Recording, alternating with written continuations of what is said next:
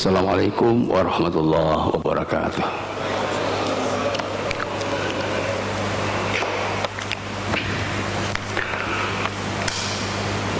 A'udzubillahi minasyaitonirrajim. Bismillahirrahmanirrahim.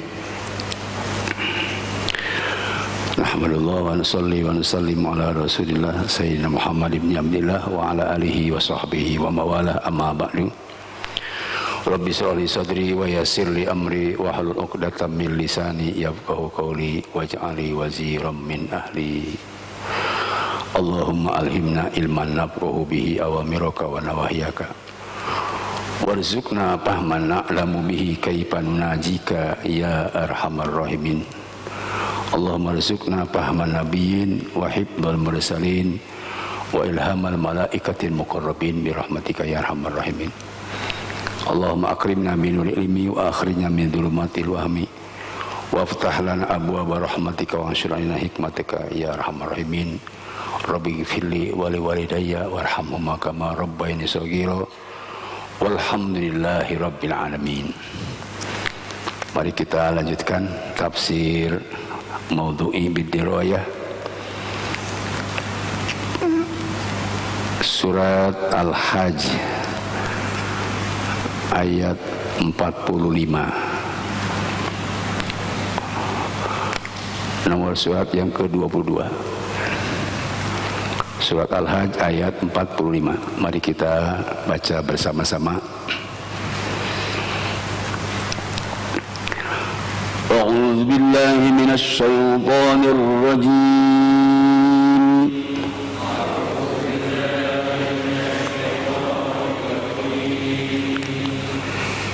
Bismillahirrahmanirrahim.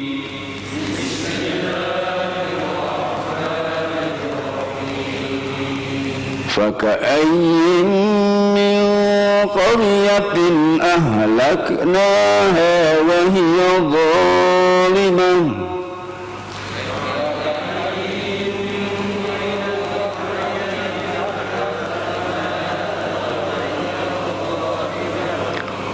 وهي ظالمة فهي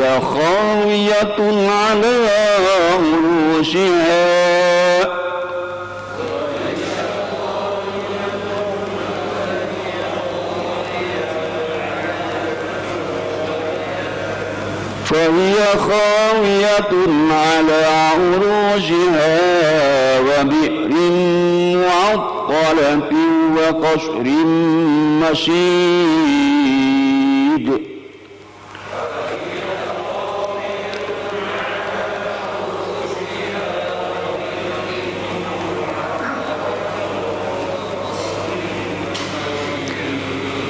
أفلم يسيروا في الأرض فتكون لهم قلوب يعقلون بها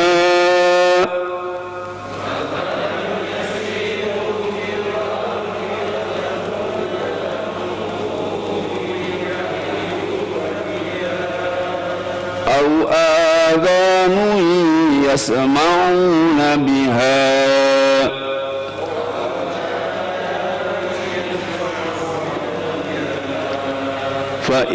فإنها لا تعمى الأبصار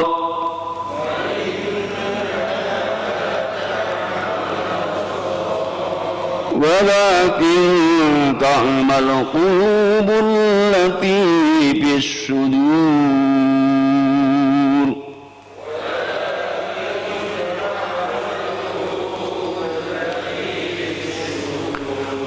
Sadaqallahul azim.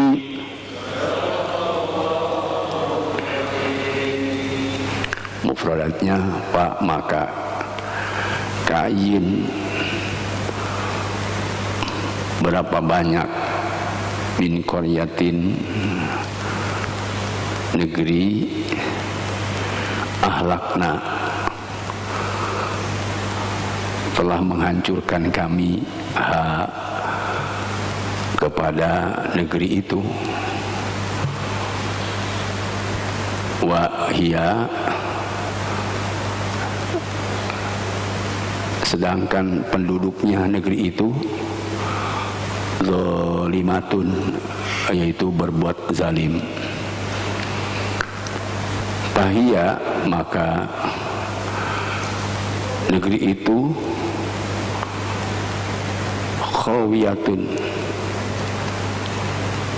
khawiyatun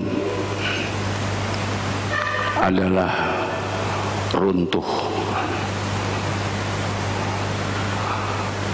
ala urusiha, menimpa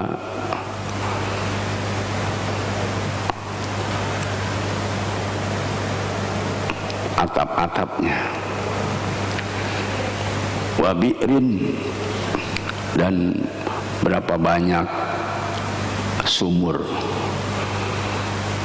mu'attalatin, yang ditinggalkan oleh yang meramaikannya atau yang mengambil airnya. Wa qasrin, dan istana-istana, masjidin, yang tinggi, juga tidak ada penghuninya. Afalam yasiru, apakah falam yasiru tidak berjalan mereka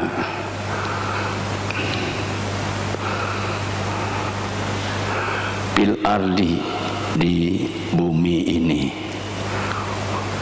patakuna,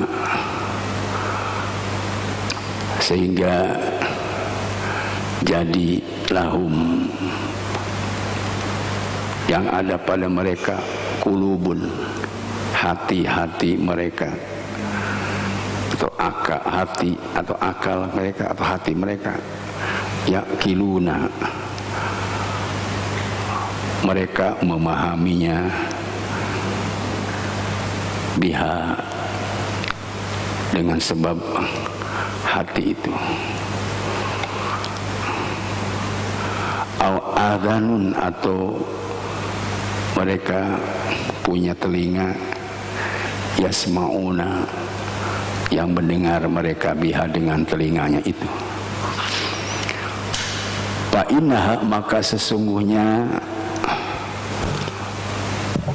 penghuni negeri itu, la ta'ma al-absaru, la ta'ma, tidak buta, al-absaru, mata kepalanya, walakin, tetapi, ta'mal qulubu, buta mata hatinya, allati bisuduri, yang ada di dalam dada mereka.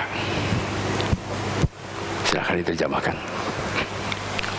Maka betapa banyak negeri yang telah kami binasakan karena penduduknya dalam keadaan zalim, sehingga runtuh bangunan-bangunannya, dan betapa banyak pula sumur yang telah ditinggalkan dari istana yang tinggi, tidak ada penghuninya.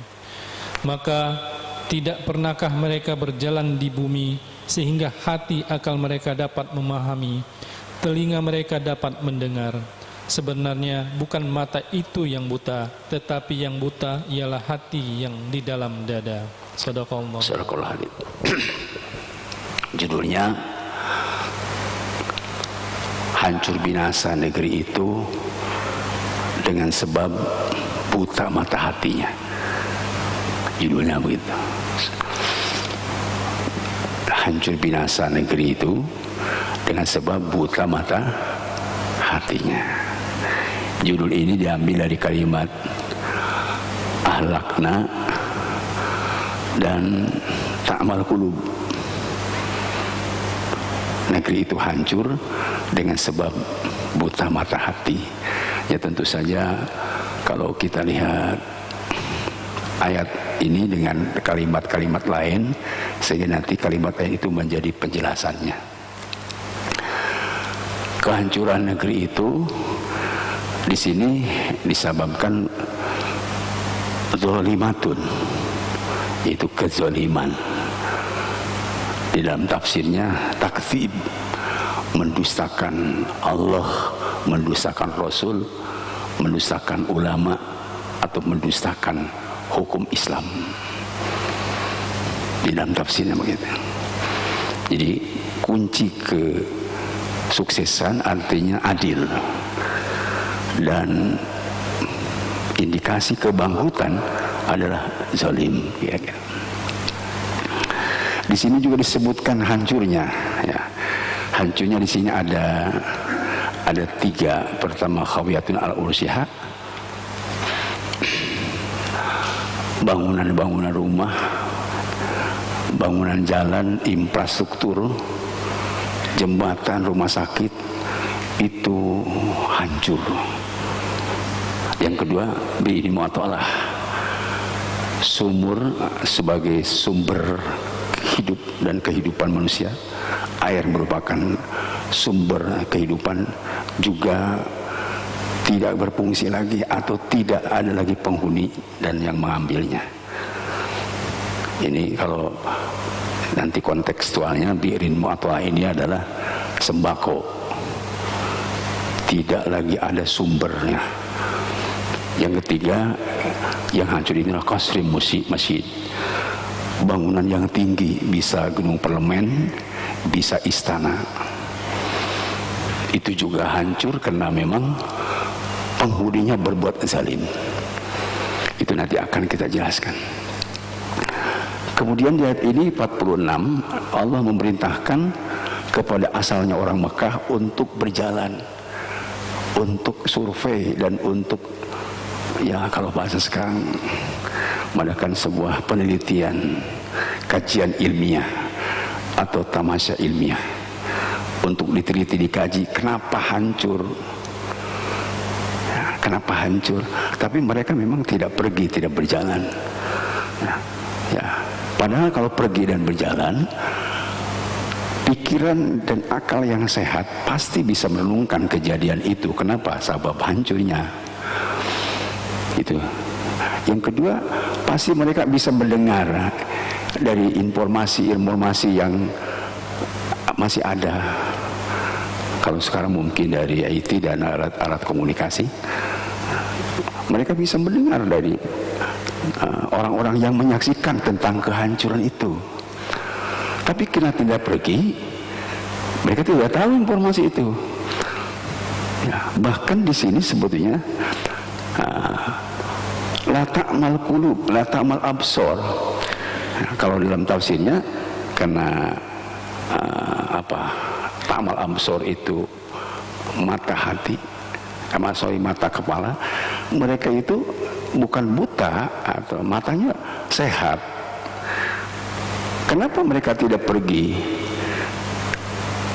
untuk meneliti? Sebab ta'mal qulub ala tipis sudur. Yang buta mata hatinya, bukan mata kepalanya. Bahkan dalam tafsirnya, yasiru alam yasiru, pergi atau tidak, memang yang sudah budak, ngadak, memang tidak akan menerima informasi dan tidak akan bisa berpikir jernih untuk melihat situasi kondisi yang sebenarnya, karena jublek.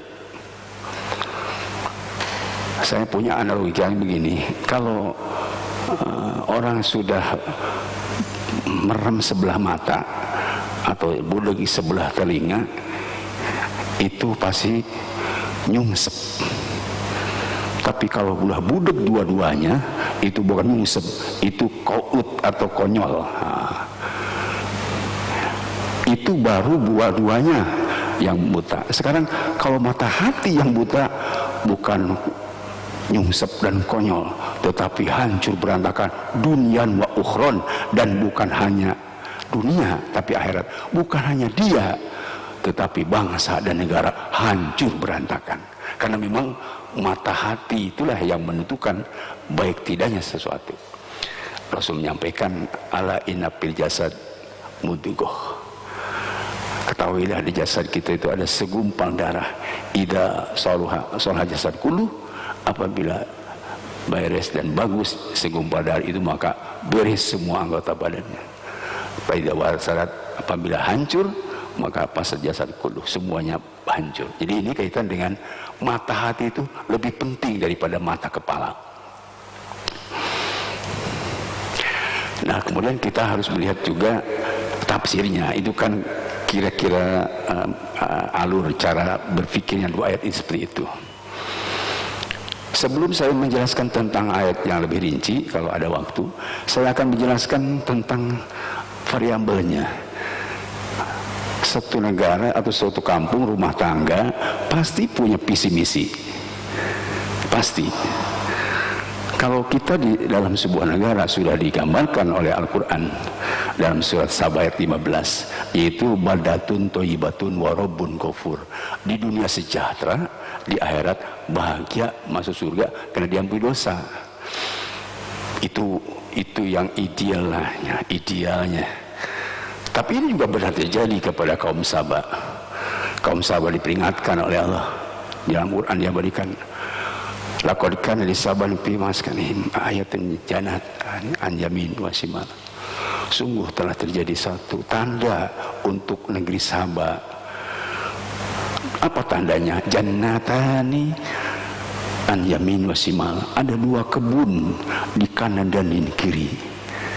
Itu tanda kesuburmakmuran di dunia untuk negeri Saba. Diperintahkan oleh Al-Qulu mirizkilah miriki rabbikum, makan oleh kamu, manfaatkan itu sumber daya itu, makan oleh kamu, sumber alam itu, kelola dan urus, berikan kepada rakyat. Waskulahu, kedua bersyukur kamu karena punya dua kebun kanan kiri, bersyukur artinya menggunakan dengan cara yang maksimal untuk kepentingan rakyat. Nah, baru muncul ujungnya itu, ya, baldatun thayyibatun wa rabbun ghafur. Negeri kamu bakal sejahtera dan mendapat ampunan dosa. Karena tidak digunakan dengan baik dan tidak disyukuri, akhirnya bangkrut dan hancur lebur. Ini baru dua kebun. Indonesia ini bukan dua kebun, Pak. Dari Sabang sampai Merauke, lautnya penuh dengan sumber alam yang dahsyat. Gunungnya juga, daratannya luar biasa. Karena tidak dikelola dengan baik, tidak dimakan oleh rakyat Indonesia, dikirim ke luar negeri dan tidak disyukuri untuk dibagikan ke rakyat dan digunakan yang baik, malah dikirim ke luar negeri, makanya berantakan negeri itu. Kalau mau dikirim, dikirim can, Pak? Jawab deh. Itu sebabnya kenapa negeri Sabah itu dijadikan contoh, sebab penghuninya sudah melakukan penyelewengan dari sumber alam. Sumber alam, ada sumber daya, sumber manusia nanti. Baik, itu satu contoh. Berarti kita sudah merupakan pembukaan dari cita-cita negara kita. Apalagi kita sering dengar dari guru dan ustaz kita dalam surat Al-A'raf ayat 96 yang terkenal. Bagaimana itu ayatnya? Walau ana ahlal qura amanu wattaqau la fatahna li barakatim minas samai walakin kazzabu fa akhadnahum bima kanu yaksibun. Seandainya negeri itu iman takwa, pasti kami bukakan keberkahan dari langit dan bumi. Tetapi karena mendustakan kepada Allah, mendustakan kepada Rasul, mendustakan ulama, mendustakan hukum Islam, akhirnya akhadnahum bima kanu yaksibun. Dikutuk itu satu negara dengan sebab salah mengantisipasi, mengelola dan salah urus. Akhirnya masyarakat bukan lagi subur tapi hancur, bukan sejahtera tetapi celaka, bukan dapat ampunan dosa bahkan bertambah dosa.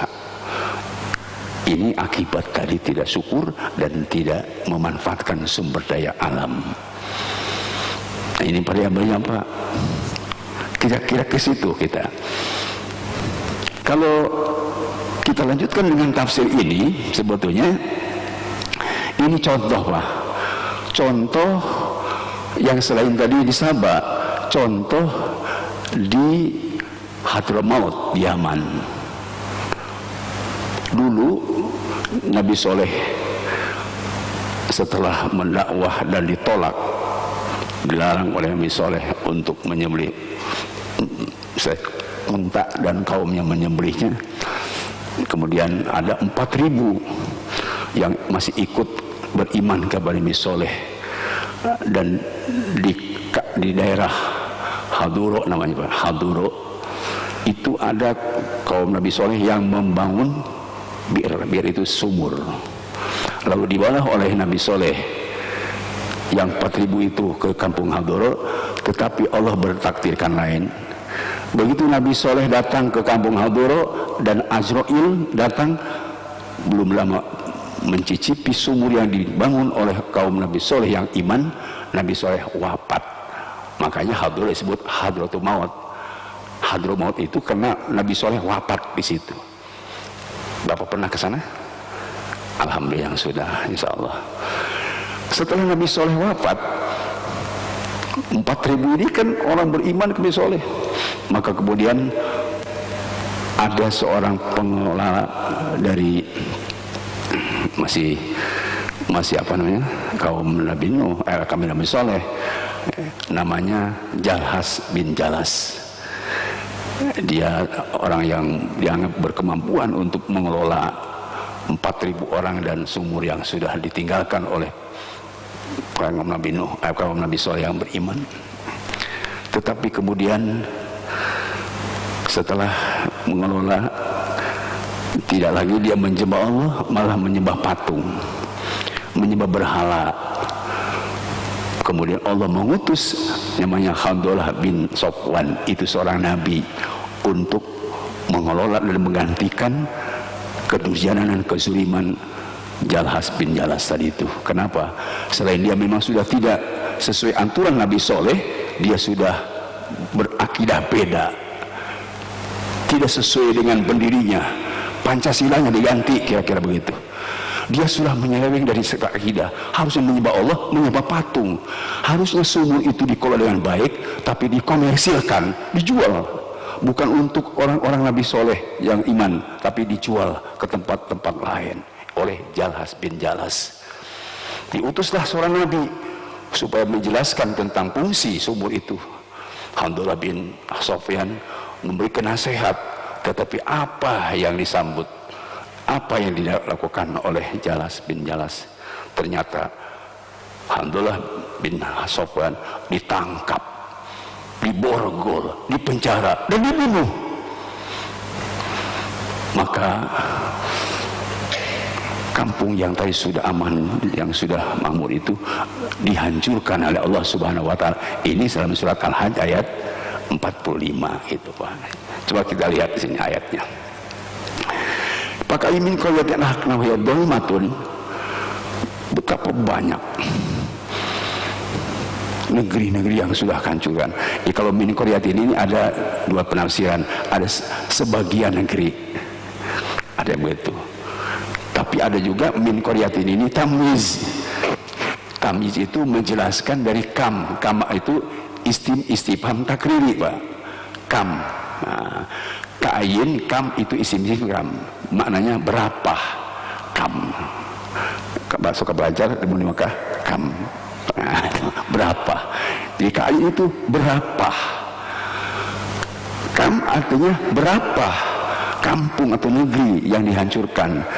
Nah, itu maksudnya qaryatin itu tamyiz, penjelasan ada berapa negeri. Kalau berapa saja kan tidak jelas gitu. Itu menurut Ibnu Nahunya. Jadi kam itu atau ka'id itu mubtada, min qaryatin itu tamyiznya, penjelasan dari kam atau dari ain, sedangkan khobarnya ahlaknaha. Itu. Jadi seperti punten ya, Bapak mungkin yang belum pernah belajar bahasa Arab agak pusing sedikit, gak apa-apa dah, supaya kita belajar ke Al-Badar. Begitu, Pak. Jadi kalau diterjemahkan tadi, betapa banyak negeri yang sudah kami hancurkan, gitu kan. Jadi benar ini bukan min jaidah tapi tamyiz. Ya, maksudnya sini apa? Qaryah apa ya? Qaryah Bahatul Maut tadi di Yaman. Salah satunya.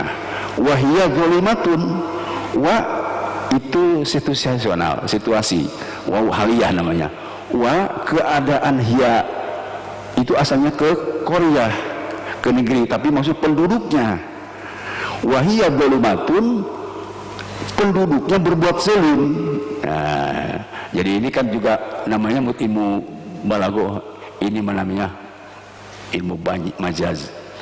Majaz mimba bi itakil hal, mimba bi itakil mahal, wa idatul hal.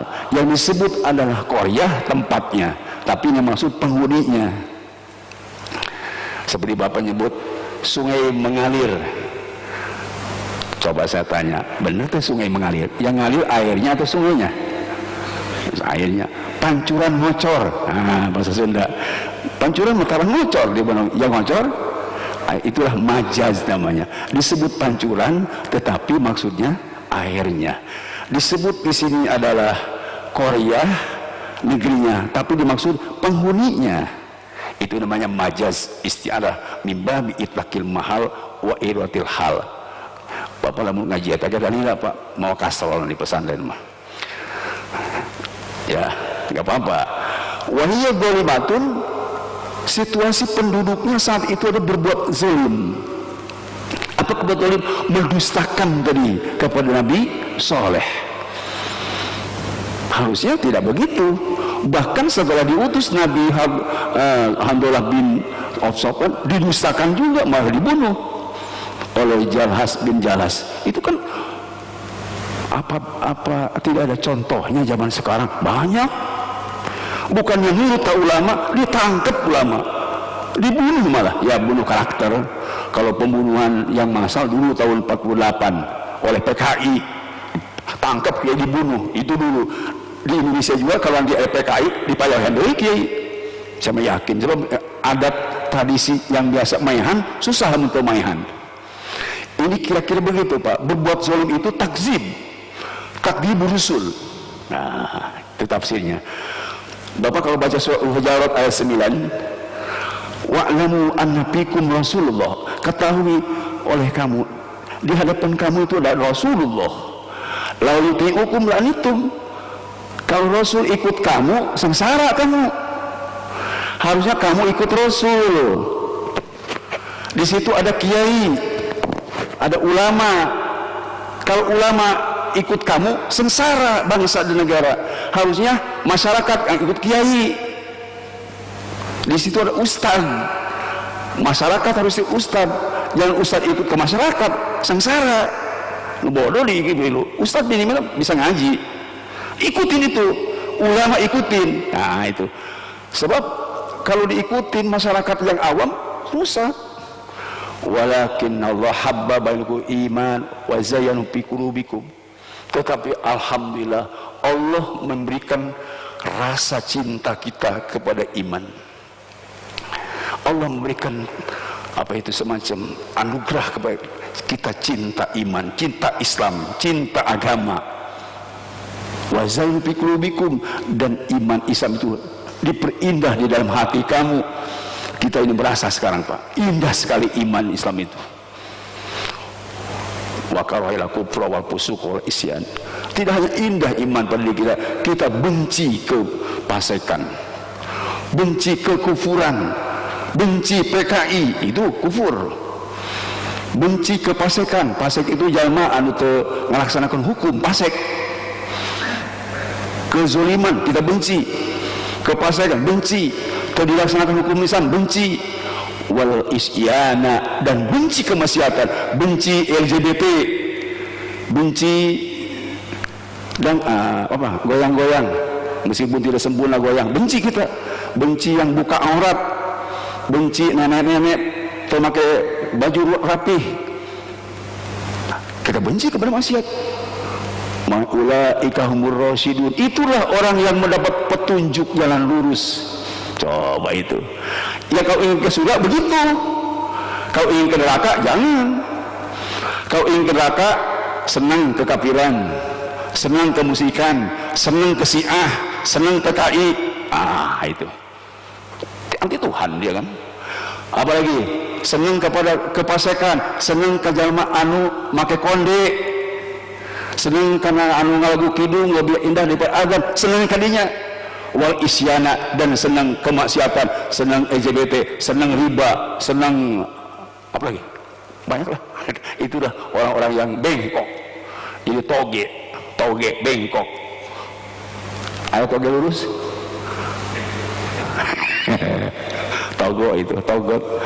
Togot itu bengkok. Bengkok dia menyimpang.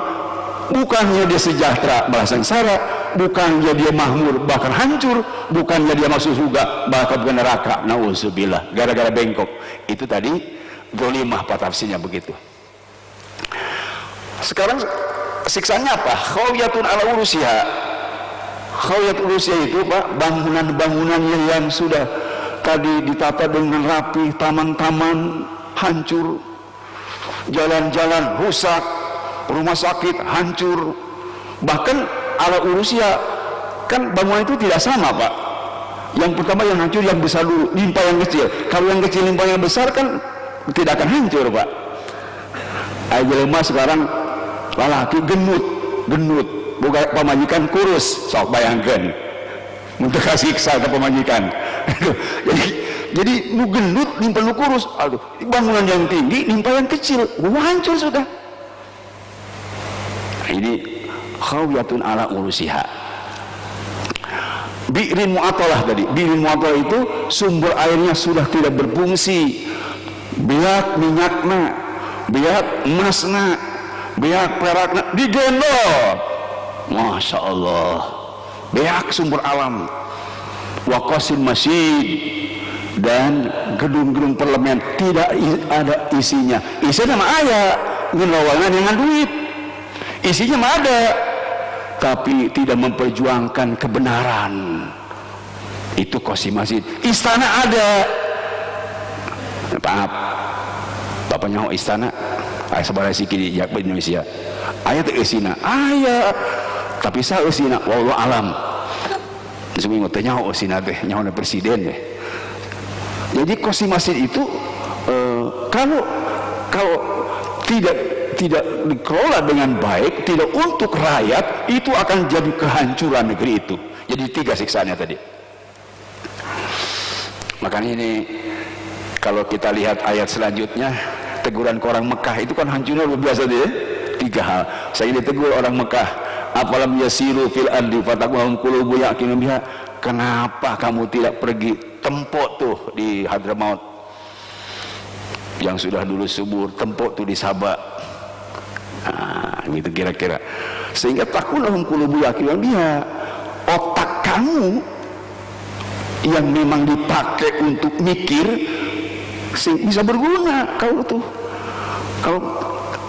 pergi, jangan diam saja. Ya, orang Mekah itu Pak, dulu.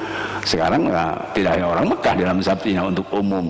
Siapa saja yang punya tugas untuk mengelola negara harus sering pergi. Perginya melihat contoh-contoh bagaimana dihancurkan. Pelajari, tidak laksanakan. Bagaimana kesubur makmurat, dipelajari. Itu ada orang yang punya otak cerdas. Lalu punya otaknya sontoloyo, pelengah-pelongo, si loba lempangnya mau ngerti, pelengah-pelongo gitu sih mah. Au adanun yasma'u biha, atau punya telinga, dengar informasi yang benar. Itu. Nah, kira gitu. Pasti ada yang memberitahu kenapa ini hancur, dikasih tahu kan, di situ ada kuncinya. Kuncinya apa? Kuncian itu bahasa Sunda kan. Di situ ada yang melolanya. Tanya, kenapa ini bisa subur? Kenapa? Di sini tidak bisa manfaat bagi orang Mekah.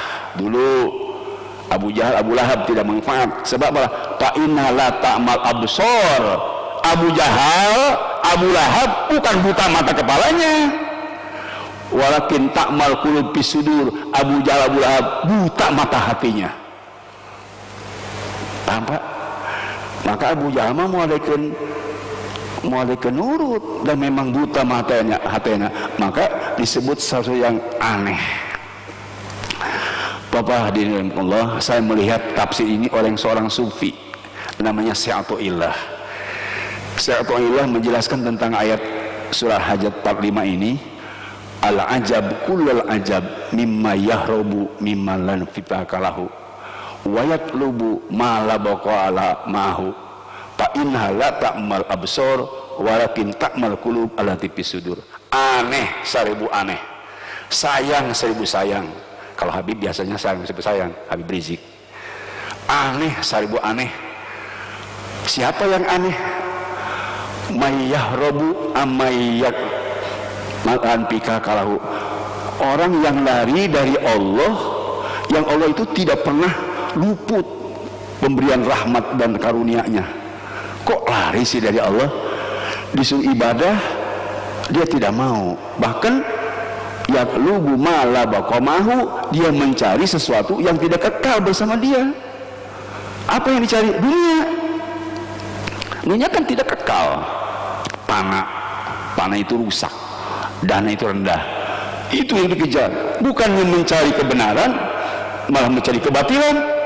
Bukanlah dia ikut kepada hukum yang benar dan lurus, mengikuti hukum yang bengkok, mengikuti hukum yang tidak lurus. Ini namanya aneh. Kan sekarang banyak aneh-aneh, Pak. Aneh kan? Ya, aneh itu gini, Pak. Ini contoh aneh ini. Irasional. Lalu aneh itu gini, Pak. Kalau ada orang sehat ke masjid, ya itu kan normal. Kalau ada orang sehat tidak ke masjid, aneh. Kok sehat tidak ke masjid, muslim tidak ke masjid? Ada orang gila ke sholat, ya biasa itu mah. Mulai orang gila asup masjid, aneh. Lebih aneh deh, lalu gila asup masjid, ini sehat ke masjid, itu aneh, 1000 aneh. Nah, paham Pak? Jadi nu aneh itu ya, yang aneh-aneh lah gitu. Lucu, ya kayak anak kecil. Baik. Itu menurut Ibnu Athaillah. Karena itu Bapak semua, saya akan memberi contoh 2. Satu, lihat oleh Bapak dalam surat Al-Baqarah ayat 61. Ini contohnya tadi yang aneh-aneh. Wa idh qultum ya Musa, ketika orang Bani Israil ngomong, ya Musa, lan nasbi ala ta'amin wahid, kami tidak cukup makan hanya manna dan salwa, tidak cukup. Pad'ulan rabbaka ihlan min bakliha wa qithaiha wa pumiha wa alasya. Coba kami minta makanan, sayur-sayuran, mentimun, bawang putih, kacang panjang, kacang pendek. Aneh kan? Diberi mana minuman yang sangat tinggi dan diberikan salwa, burung puyuh yang cukup protein tinggi, gak mau. Hayang buah-buahan, sayur-sayuran. Ini dulu siapa? Orang Bani Israel. Atas tabilah nabil khair. Kenapa kamu milih yang sayur-sayuran, tidak milih yang bagus-bagus? Karena itu ini kutukan tadi oleh Al-Quran diabadikan. Akhirnya ada diberi 3, Pak. Diberi 3 siksanya.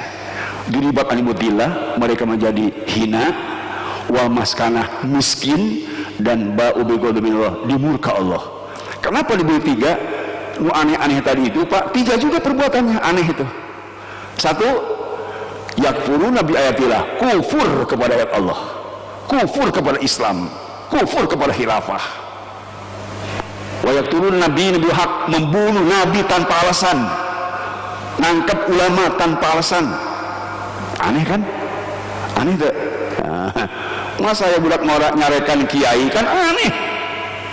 Kiai tepu dicarekan, ini papolotot kiai, negara diduga cek manehna cenah ngajaga khilafah, ngarusak tatanan sosial, ngaribuhkeun masyarakat.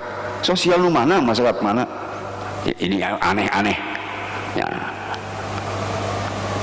Aneh coba Pak. Aya kiai ngaranna Sas, jadi ketua, jadi penasehat sekolah Kristen, Sas ngaranna. Tapi aya deui haritanu ketua umum peduli pesantren, kan aneh itu. Kok ari kiai jadi mendukung Kristen, kunaon ari Kristen mendukung pesantren, aneh. Ya, cara mikir namanya wallahu alam sih begitu nganti. Ini ya, jadi memang nu aneh itu tadi, 1 kufur kepada Allah, 2 membunuh nabi tanpa alasan, 3 asau bimakanu asau makan ya tadun, mereka berbuat maksiatnya keterlaluan. Ini contoh yang kedua tadi. Tapi ada solusi Pak. Contoh yang ketiga saya lihat di dalam Al-Quran surat Toha. Nah, Surat Toha itu berapa ya? Nomor berapa Pak? Bapak lihat. Di surat Toha dijelaskan ayatnya, sebentar.